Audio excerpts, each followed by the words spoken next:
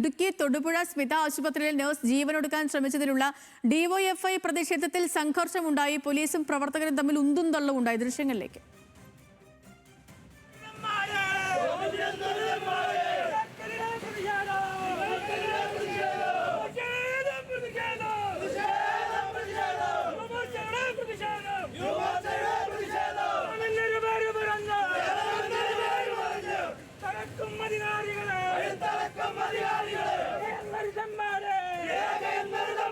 ജോയ്മോനെ, DYFI Yuva Morcha പ്രതിഷേധമൊക്കെ ഉണ്ടായി. നിലവിലെ സാഹചര്യം എന്താണ്?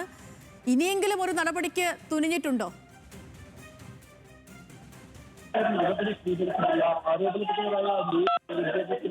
ഇല്ല, ജോയ്മോൻ ഒന്നും കേൾക്കുന്നില്ല. ജോയ്മോൻ ഒരു മിനിറ്റ് ജോയ്മോനിലേക്ക് വരാം. ഇപ്പൊ നമ്മൾ ഈ കാണുന്ന ദൃശ്യങ്ങൾ അവിടേക്ക് ഡിവൈഎഫ്ഐ നടത്തിയ പ്രതിഷേധമാണ്.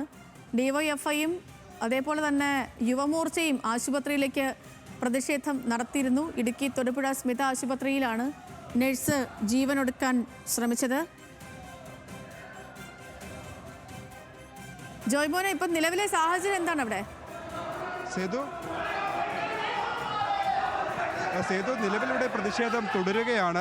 ഇതുവരെയായിട്ടും ഈ ആരോപണ വിധേയരായ ഉദ്യോഗസ്ഥർക്കെതിരെ നടപടിയെടുത്തിട്ടില്ല.